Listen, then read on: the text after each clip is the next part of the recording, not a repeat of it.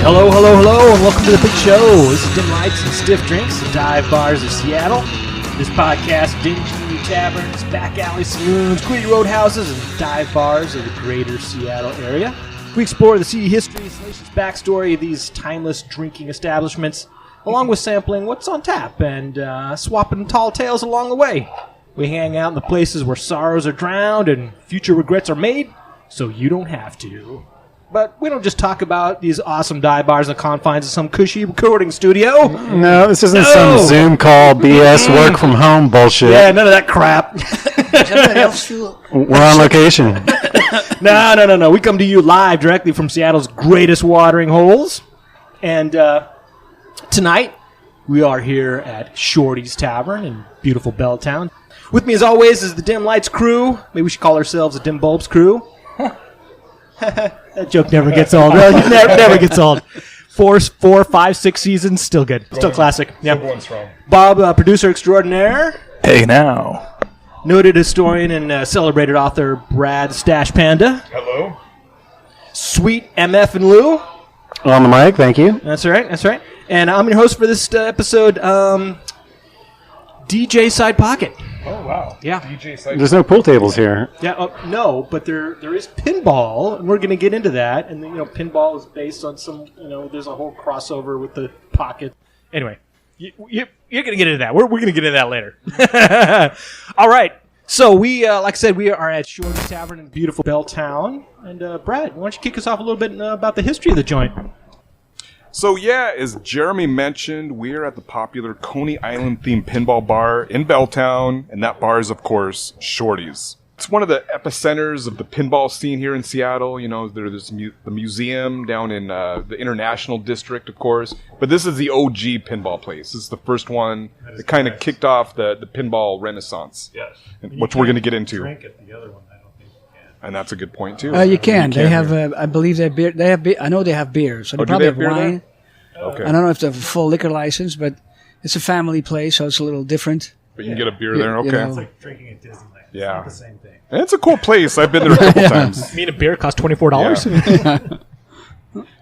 Now, as far as pinball goes, so for those who don't know, Seattle has a very interesting history when it comes to pinball machines. Pinball machines first came out in the 30s and originally used as gambling devices where they didn't have flippers. Rather, you would just launch the ball into the playfield, it would bounce around a little bit, and then wherever it randomly landed, you could win games or prizes. That's right. It was kind of like a slot machine where you could put more money in and get the pot bigger. Yeah. Yes. Yeah, they were very popular.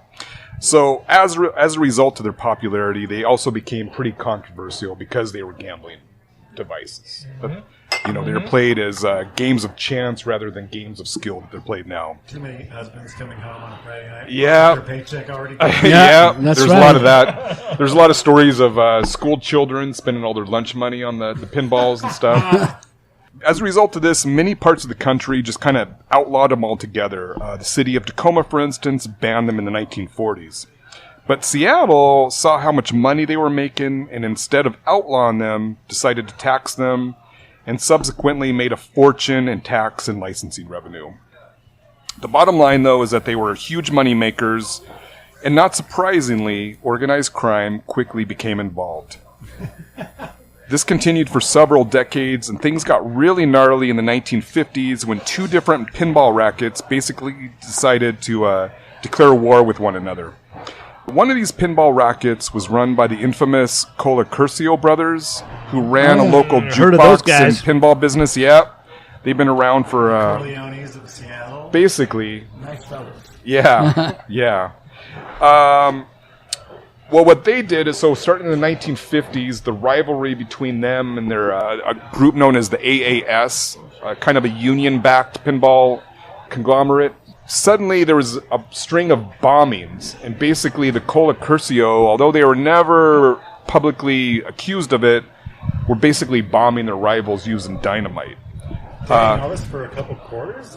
What are the stakes in this? You don't understand. Well, no, they were money understand makers. what it's like. They were money makers back then. They were huge money makers. Equivalent of what you would say is a multi-million-dollar industry. Yeah, it's not the quarters going into the machine. It's the cash flow. It's the cash flow. This is my business you're messing with. So shit got real. Things got serious. So there were a total of 5 bombings altogether. They were bombing like the cars of their rivals. There was a business up on Queen Anne that was a pinball distribution company. Did they bombed call them. this the pinball bombings? The new local newspapers did at the time. Oh, yeah. of course. Yeah. Wow. The mayor got involved. Pinballs almost got banned as a result. The mayor wanted to ban them, but the city council didn't because they were making so much money. So it became very scandalous and controversial. They were in the there's newspapers. bombings, but the money. But think about the money. Think about the children. Yeah. It all goes to schools and churches. Pretty much. Now, these scandals, there were a lot of political scandals involved in it. At one point, couple people turned up dead. I mean, things got really serious. This continued up until the 1970s when they kind of became more mainstream. And they kind of made the switch from being gambling devices to amusement devices like how we know them today. Whoa. Back up there. So this switch that you're talking about, Yeah. it feels like a little bit of chicken and egg situation, right? Did they switch because they saw the writing on the wall and like, oh shit, we're getting like outlawed left and right? Or was it just like, hey, it's actually more fun if you do it this way and then change it? Like, Well, there was the impetus for this change, right?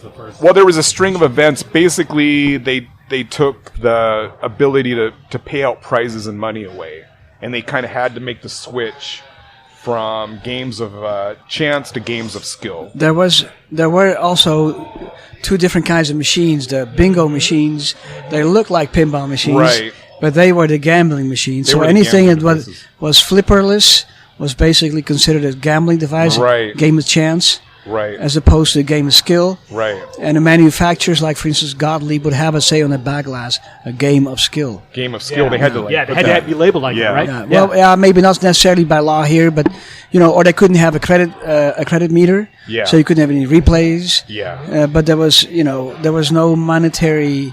Yeah. They didn't pay out any like money or no. prizes or An anything. extra game was the best you could hope for. That was Right. the best you could hope for. Yeah.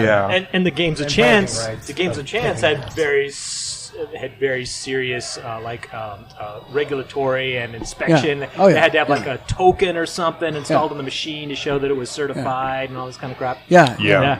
Yeah. And now Yeah. it's just the casinos where you can. Well, we should probably take a second here and introduce who has given us all this awesome information about pinball. So, Brad, we know your voice, but Avout, thanks again for joining us here.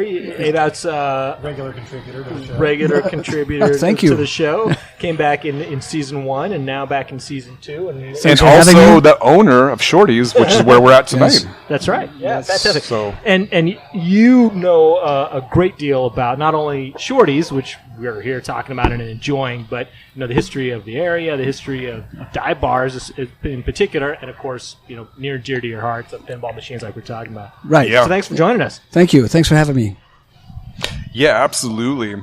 And then the second part of your question, so like in the late 70s, early 80s, when they kind of started becoming more mainstream and not so controversial, that's also when video games entered the picture, right? Right. And at that point, Video pinball's killed the pinball star. pretty much. Yeah, Because, yeah. I mean, we were all kids when video games came on the scene, right? I remember that so vividly. When you got your Asteroids. Atari, Yeah, but even like when you'd go out to the pizza parlors or the arcades, Big Dogs. Space Invaders, Asteroids, Pac-Man, Donkey Kong, Galaga, all the other ones, Dig Dug, yeah, Who wants to Frogger. play Ace of Spades pinball when you could play Dig Dug, or Pong? or Centipede. I think you Yeah. need to go back older, right? Because like Yeah, it Pong was it really old. Yeah. It was Yeah. old. It was Oh, like yeah. original OG, like Pong and shit. Oh, yeah. It was coming on the scene. That Yeah. was really taking pinball's lunch money, Oh yeah, literally and figuratively. Hey now. yeah. So as a result, pinballs kind of became obsolete for a little, maybe a couple decades, I would say, until Lost a little bit of their luster. Still lost a around, little you bit know. of their luster. Yeah, Yeah, it's- you still it's saw them from time to time. 5-10 They weren't years. It was a completely 5 or gone. 10 year Yeah. But they were period. collecting dust. Hanging- There was a Yeah. decade or hanging two where they out. were collecting a lot of Not as dust. many new machines coming out. And Right. the industry consolidated where Williams bought Bally. Yep. So Bally is Yeah. exclusively focused on slot machines at that point, and it goes back to what you just said earlier. That's where the money is. Yeah, right. The organized crime is not necessarily interested in pinball because it's Because they too weren't. much, Yeah, too there was much no work money to be made from and them not anymore. enough work. Yeah. Yeah.